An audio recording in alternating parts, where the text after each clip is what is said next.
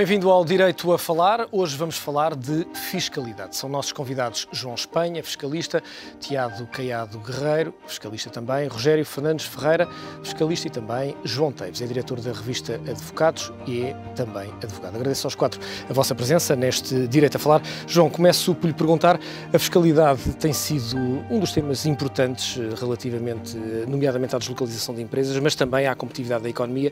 É obviamente uma ferramenta importante quando um país quer atrair investimento para, numa altura, e não só nesta altura, mas também numa altura em que estamos com um crescimento negativo. Sim, é sempre...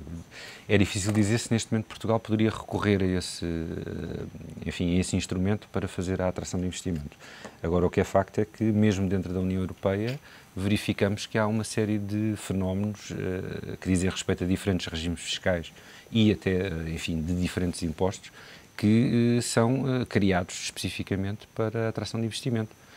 Aliás, enfim, temos aqui ao lado em Espanha a criação das ETVs, em Irlanda a taxa de IRC é muito baixa, temos as holdings na Holanda, que todos ouvimos falar, etc. Enfim, outras particularidades no Luxemburgo, em Malta, por aí fora. Portanto, há muitas maneiras de, seja por via das reduções de taxas, seja por via, enfim, da participation exemption, enfim, da eliminação da dupla tributação económica dos dividendos, é de facto um meio, é das poucas coisas que, dentro da União Europeia, ao nível da soberania dos Estados, ainda lhes é permitido ter liberdade e não estar tão harmonizado em relação aos demais países da União Europeia, sobretudo no que diz respeito ao imposto sobre o rendimento. A ferramenta fiscal, se assim me permite a expressão, tem sido pouco usada pelos políticos ou foi muito usada e não da melhor forma? Relativamente a essa questão da atração de investimento. Isso é quase uma pergunta mais de política fiscal do que propriamente de fiscalidade.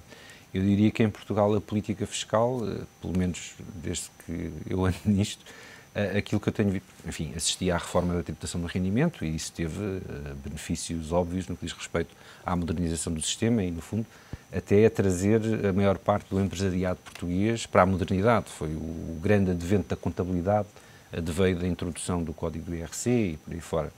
Mas o que tenho assistido, pelo menos até agora, no que diz respeito à nossa, à nossa política fiscal, são essencialmente uma preocupação e uma despreocupação. A preocupação é coletar o máximo possível. A despreocupação é de qualquer maneira, isto é, não tem havido a preocupação de manter um ambiente fiscal estável e previsível que permita aos investidores saberem com o que contam quando aplicam o seu dinheiro ou quando fazem os seus investimentos. E eu diria que essa seria a primeira condição de todas, isto é, mesmo que a nossa fiscalidade fosse péssima em comparação com a de outros Estados, ao menos que fosse estável. Isso seria já um grande passo no que diz respeito à possibilidade de podermos abordar um investidor estrangeiro e dizer venha para Portugal porque a fiscalidade é assim. Pelo menos saberia o que é que contava. Hoje nós temos de dizer que é assim, mas amanhã nós sabemos dizer o que é que vai ser. Tiago Caiado Guerreiro, nós, sendo um país pequeno, ao lado de um país bem maior e altamente competitivo relativamente a Portugal, em alguns parâmetros, não é um contrassenso. Portugal não deveria ter um regime fiscal bem mais atrativo do que Espanha, exatamente até por uma questão de dimensão? Nós devíamos fazer o que a Irlanda faz à Grã-Bretanha. Baixos impostos, um sistema simples, um sistema transparente e que fosse estável. Como dizia muito bem o João Espanha, é incompreensível a mudança permanente da fiscalidade. Eu próprio sou fiscalista, trabalho nisto de manhã à noite e quando me fazem uma pergunta, na maior parte dos casos, tenho que ir verificar a coisa, porque nós fazemos, não é centenas, é milhares de alterações. Por outro lado, fala-se da necessidade de competitividade do nosso sistema e há coisas que nós podemos introduzir no nosso sistema que não têm mais custos em termos de receita fiscal, mas que podem atrair empresas, que podem atrair investimento e podem atrair capitais. E quais são, Tiago? Por exemplo, nós, a seguir ao 25 de Abril, houve uma grande fuga de capitais e tivemos a crise que introduziu cá o FMI. E em pouco tempo tomámos uma medida, por exemplo, para os imigrantes, que todos os capitais que depositassem em Portugal eram livres de qualquer imposto. Isso era uma coisa que, por exemplo, para financiar os bancos e as nossas economias, podia ser feita de uma forma fácil, eficaz e com resultados imediatos.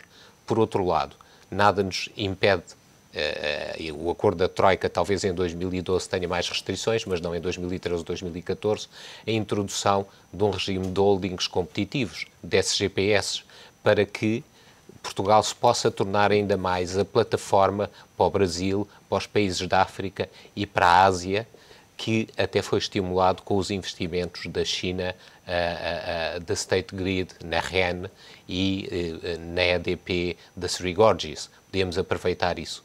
Podíamos aproveitar para introduzir, por exemplo, um regime de fundações, um regime de fundos de investimento competitivo para que a indústria financeira se quisesse fixar cá em Portugal, fazer um bocadinho o que faz Londres, o que faz a Holanda, o que faz o Luxemburgo, o que faz a Áustria. É preciso saber, e há uma inocência enorme nos políticos portugueses, porque a Suécia, que se costuma dar exemplo como um país de elevada tributação, é o maior paraíso fiscal para a criação de holdings, talvez a nível mundial, e que oferece mais vantagens para atrair o investimento. Os países nórdicos e todos os outros países da União Europeia estão profundamente preocupados com isso. O Tiago, e se me permite interrompê-lo, o Tiago coloca essa questão dos países do Norte. Essa, digamos, flexibilidade e essa agressividade fiscal chega ao ponto de haver negociações, nomeadamente com grandes investidores, relativamente ao nível de impostos a pagar. É algo que é completamente impensável em Portugal neste momento. Exatamente, e isso é das coisas também fundamentais. São sistemas flexíveis, são sistemas em que o investidor se desloca, vai ter normalmente com 2 ou 3 pessoas da administração fiscal, reúne com eles e em 1 ou 2 manhãs, e normalmente no prazo de 2 semanas, consegue definir qual é que vai ser o seu imposto durante os próximos 5 anos. Tem o Advanced Ruling que lhe garante que durante os próximos anos vai ter um regime estável. Quando falamos, por exemplo, do que se passou com o Jerónimo Martins, é exatamente isso, é terem estabilidade e terem segurança, que é uma coisa que é fundamental para as empresas, porque as empresas investem a médio e longo prazo. Os investimentos especulativos que nós tivemos e que deram cabo da nossa economia é que é a curtíssimo prazo. Para isso é preciso haver estabilidade. Podíamos ter outra coisa também, que era um regime de uma cláusula de standstill, isto é, que as empresas, quando viessem a investir em Portugal, mesmo que alterasse a lei, eles teriam, por exemplo, 1 a 2 anos, com o regime anterior, para se poderem adaptar ou reestruturar ao novo regime. Isto é, nós podemos tomar muitas medidas e isto só temos vantagens, é uma coisa que me custa no nosso país. Nós temos o Brasil, que são 200 milhões de habitantes e é um dos BRICS, temos Angola, Moçambique, Cabo Verde, Macau, Timor, coisas extraordinárias para entrar em todos os mercados e devíamos ser a plataforma para conseguir entrar em todos esses mercados, fazer a ligação que historicamente fizemos com a América do Sul, com a Ásia, com tudo, e podíamos ser um país riquíssimo como a Holanda. E não era difícil, era preciso ter visão e ter pragmatismo naquilo que fazemos. Nós temos feito o contrário. Nós batemos aos investidores, criamos instabilidade, perseguimos os contribuintes, perseguimos as pequenas e médias empresas, e ainda por cima damos-lhes o máximo de insegurança possível. Tiago Guerreiro, muitas vezes existe a ideia de que algumas dessas medidas no curto prazo podem penalizar a receita fiscal, mas não é o caso, obviamente. Grande parte dessas medidas, mesmo no curto prazo, não penalizam a receita fiscal. Eu acho que grande parte destas medidas não só não penalizam a receita fiscal, como têm o efeito multiplicador. Por exemplo, quando se criou um regime para trazer pessoas para cá com elevada formação, em que são tributados só a 20% e não são tributados com o resto do rendimento, aconteceu-me no escritório virem algumas grandes fortunas de Espanha, da Alemanha, de França para cá, e que, por exemplo, chegam cá a Portugal e compram uma herdade por um valor elevadíssimo, onde fazem investimentos, onde empregam pessoas, onde criam riqueza, onde atraem outros amigos também que vêm para cá e gera-se um efeito multiplicador. É por isso que Londres, que é riquíssimo nesta área, é tão rico, não é? É por isso que a Holanda é tão rica, é por isso que a Áustria, quando começou a introduzir esta política em 2001, conseguiu tornar-se a plataforma de investimento para a Rússia, depois para a Europa de Leste e também para vários países árabes. Nós temos tudo para vencer, só precisamos de bom senso. E de um regime fiscal competitivo. João Teves, quando olhamos para esta questão da estabilidade fiscal e do enquadramento, há de facto sempre uma crítica que se faz, não se percebe bem, sobretudo em ritmos de investimento, que têm mais do que um ano, 2, 3 anos, nunca se percebe bem qual é o horizonte e as regras em que os investidores vão ter de jogar nos próximos anos. É algo que penaliza, obviamente, também a captação de investimento. Isso acho que é óbvio. Todos os anos, quando chegamos ali a dezembro, temos uma revolução fiscal. Quer dizer, temos algo de completamente novo em cima da mesa. Isto às vezes quando, durante o ano, também não temos alterações que vão condicionar os impostos. Algumas delas, às vezes até de muito duvidosa constitucionalidade. Portanto, se temos isso durante o ano, temos é uma certeza. A única estabilidade que temos é que todos os anos vamos ter uma revolução fiscal. Isso é a certeza que nós temos, porque de resto, de facto, não existe nenhuma segurança, não existe nenhuma estabilidade e, portanto, nunca existe aqui nenhum fator de política fiscal que possa ser estruturante do ponto de vista de captar investimento e também aqui, mesmo que não seja para captar investimento relativamente às empresas nacionais e que se encontram aqui sediadas, também elas nunca têm a certeza de como dirigir melhor os seus investimentos, porque não existe nenhuma estabilidade nesta matéria. Existe, sim, sempre cada vez uma máquina fiscal cada vez mais agressiva e, por outro lado, enfim, uma tentativa de taxar cada vez mais que penso eu, que terá sempre resultados perniciosos, porque o que nós assistimos em janeiro, enfim, menos 7%, salvo erro, de receita fiscal do que é expectável. Portanto, estamos a querer taxar tanto que fazemos cessar a atividade e sem atividade não há impostos. Uma espécie de tentativa de matar a própria galinha dos ovos de ouro. Exatamente. E vamos ver, isto foi em janeiro, empresas que são taxadas a nível de IVA mensalmente. Quando chegarmos a dia 15 de abril também será interessante verificar o que é que vai suceder. Porque eu penso que isto vai ser, enfim, muito complicado. Tanto querer taxar, podemos ter o resultado precisamente inverso, que ter menos receita fiscal, menos atividade e, enfim, se estivermos a falar de captação de investimento estrangeiro perante o quadro geral, também não é só a questão do quadro fiscal, é manifestamente complicado. Rogério Fernandes Ferreira, antes de lhe colocar a questão que ia colocar, não resiste a uma provocação, estas revoluções fiscais anuais nem para os fiscalistas são boas, porque não é por isso que aumentam, obviamente, os honorários cobrados. São uma complicação. Sim, já foi aqui dito. De facto, é uma pena que se aproveite a Lei do Orçamento do Estado para introduzir uma série de alterações que não são de mera atualização e são, de facto, verdadeiras revoluções fiscais. É evidente que há uns governos que introduzem mais do que outros, mas eu diria que a generalidade dos governos tem alguma tendência para ultrapassar a questão da atualização. Mais do que isso, introduzem aquilo que nós, juristas, costumamos chamar verdadeiros cavaleiros orçamentais, ou seja, introduzem normas que nem sequer têm nada a ver com o orçamento e que se aproveitam o momento da aprovação do orçamento para introduzir outras alterações que nem sequer têm nada a ver com a receita ou com a despesa. Por uma razão que se compreende com simplicidade, é que o próprio processo legislativo de aprovação orçamental não é exatamente igual ao outro, é muito mais simples, muito mais rápido e muito menos suscetível de criar problemas.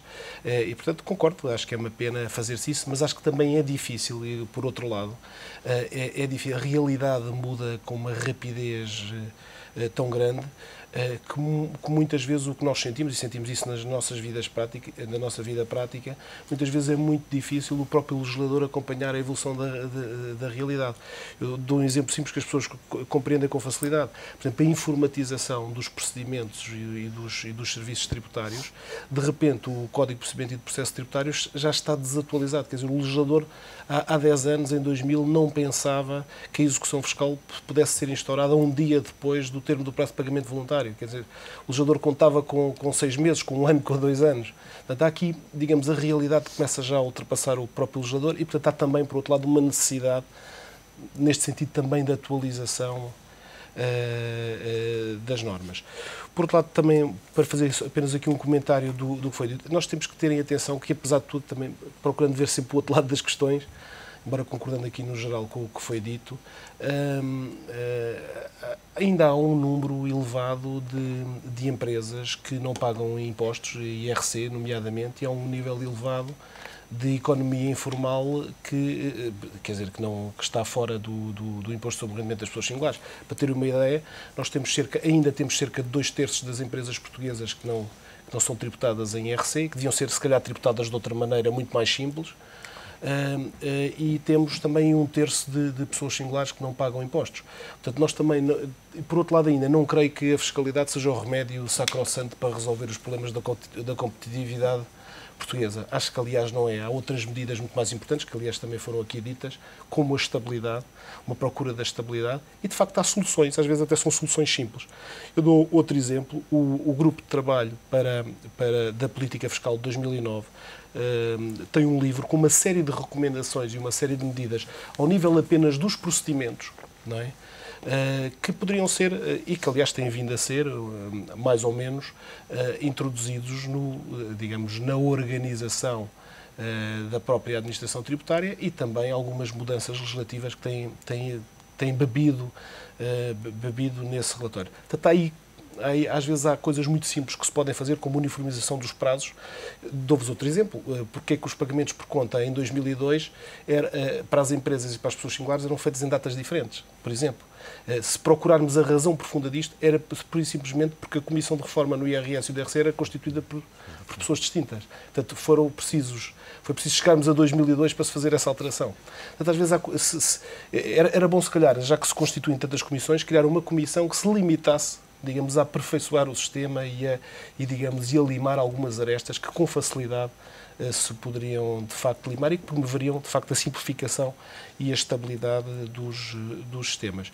Por outro lado, andamos sempre constantemente a aumentar as taxas para obter receita. Estou de acordo que chegamos a um momento que é a curva de Laffer, quer dizer, a partir de determinado momento a receita diminui, mas também não tínhamos dúvidas sobre isto, quer dizer, os próximos anos a receita fiscal vai estar no cerne da política orçamental, não tínhamos dúvidas sobre isso. Os déficits vão ser conseguidos, Deus queira, que por via das reformas estruturais e das despesas, mas obviamente que a receita fiscal vai ser procurada e que a administração tributária vai ser cada vez mais eficiente na cobrança da receita. Portanto, isto é um bocadinho também para dar, às vezes, o outro lado dos problemas. Falava agora de taxas elevadas, e isso obviamente está intimamente ligado ao facto, como dizia há pouco, muitos particulares, muitas empresas ainda não serem abrangidas, não pagarem os impostos que eventualmente deviam.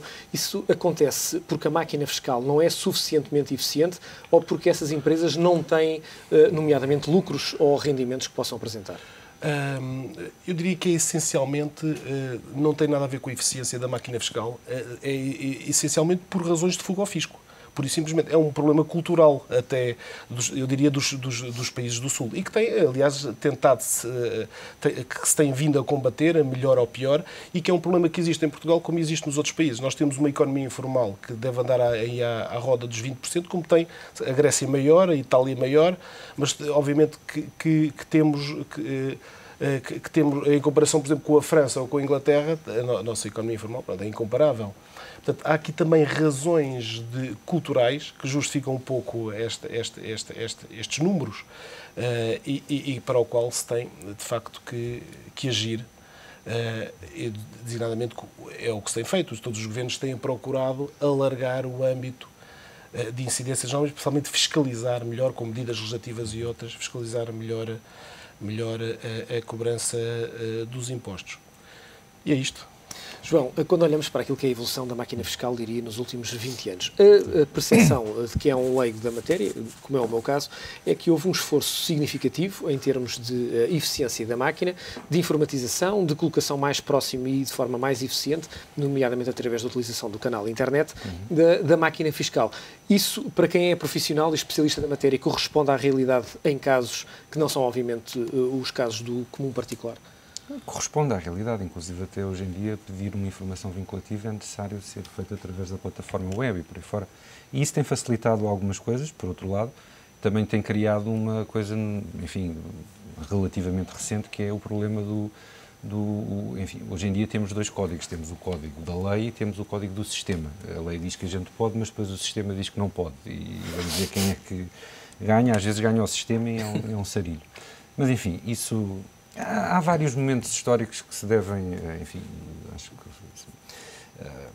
há um grande primeiro momento que marca o início da nova fiscalidade em Portugal, que é 1986, a entrada em vigor do Código do IVA e a criação dos serviços do IVA. Aí sim, a fiscalidade em Portugal parece começar quase de novo, renascer.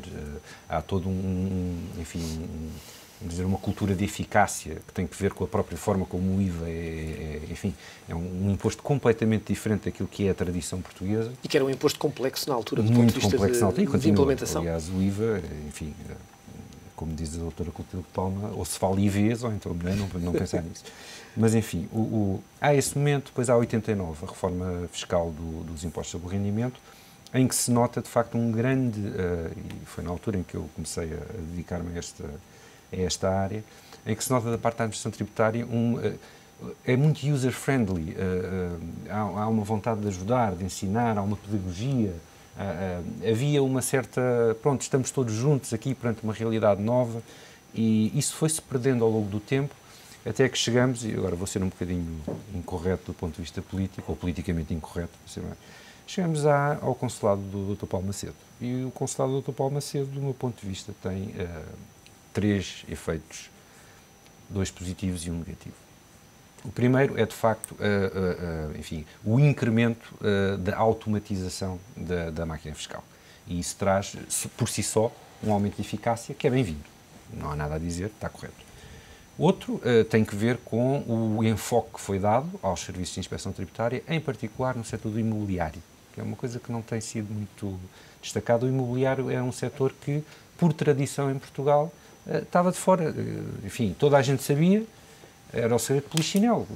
Toda a gente fugia, mas parecia que ninguém fugia e, enfim, andávamos, era uma brincadeira muito engraçada e, de facto, terá sido por influência do Dr. Paulo Macedo que isso veio a acabar.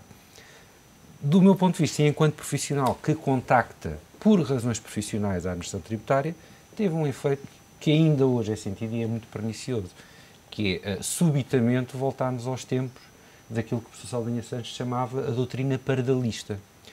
O doutor, penso que era o Francisco Pardal, foi diretor-geral dos impostos, e com quem eu tive a oportunidade de ter umas aulas de formação em 1988, ou o que é que foi, que era uma pessoa que falava assim, mas que dizia, a quem o queria ouvir, bom, isto nós, ele tinha sido diretor-geral dos impostos, quando chega alguma petição de um contribuinte, nós já sabemos que é aldrabice. E como é aldrabice, é para dizer não. De facto, houve um momento, aqui há uns anos, em que subitamente tudo aquilo que ia para o lado de lá começou a vir interferido quando não se percebia porquê. Outra coisa, de antes era relativamente fácil aceder aos responsáveis da administração tributária. Não era uma coisa que manchasse, fosse quem fosse, receber um contribuinte ou um representante de um contribuinte para discutir um assunto. Hoje em dia é muito difícil conseguir uma audiência com algum diretor de finanças, já para não falar nos casos dos serviços de finanças em que, quando nós tentamos falar com o chefe, ele foge pelas traseiras ou coisa que o valha. Portanto, há aqui uma alteração cultural a determinado momento em que, de repente, deixamos de ser todos cidadãos a procurar trabalhar para o sistema e passamos a ser inimigos, de um lado, uns senhores que nos querem tirar o dinheiro do bolso e nós, que está quieto, não queremos que nos tirem o dinheiro do bolso. Mas isso não é também, digamos, uma consequência da nossa lógica cultural? Há pouco, quando o Tiago falava da questão dos países do Norte, em que há negociação relativamente a alguns investidores, isso, se acontecesse em Portugal, haveria logo, certamente, um zum-zum, que haveria ali um interesse de alguém. Pois, essa é a questão. E admito que hoje em dia muita gente fuge ao contacto com os advogados e com os fiscalistas com o receio de lhe ser lançado o anátema de poder estar envolvido num qualquer, enfim, negócio menos liso, digamos assim. E isso é compreensível e, apesar de tudo, enfim, há pouco a dizer. É pena que assim seja, todavia, porque normalmente, falando cara a cara, as coisas resolvem-se e o direito de audição, quando foi criado, a ideia era justamente poder fazer uma primeira triagem e não levar as coisas ao litígio, que é onde hoje em dia vamos parar quase sempre, ao litígio e judicial, ainda para mais, entre os tribunais. Mas isto para dizer que o regime de advanced rulings que o Tiago referiu tem mais que ver com outro tipo de, enfim, é outro nível, é outro investimento. Nós aqui estamos a falar do cidadão vulgar, da pequena e da média empresa, daquele problema da pessoa que se esqueceu de picar o sítio e que aquelas coisas de lana caprina que podem ser perfeitamente resolvidas numa conversa com o chefe de serviço e que hoje em dia não se consegue, é difícil, é complicado. Como digo, é uma questão cultural e tem que ver com... Há uma coisa que nunca foi resolvida pela administração tributária portuguesa e que o Rogério referiu muito bem, que é a questão da economia informal. Quando é necessário aumentar a receita, nunca, eu pelo menos a experiência que tenho, não vejo da parte da administração tributária a tentativa de ir buscar gente que está fora do sistema. De aumentar a base. Mas sim, a tentativa é... Eu sei que aqueles têm, portanto vamos lá buscar mais algum. João, nós estamos em cima do nosso tempo desta primeira parte, vamos partir para um breve intervalo neste Direito a Falar, uma parceria entre o Economic TV e a revista Advogados. Estamos a falar de fiscalidade. Rogério Fernandes Ferreira, João Espanha e também Tiago Caiado Guerreiro, João Teves, nesta edição do Direito a Falar. Até já.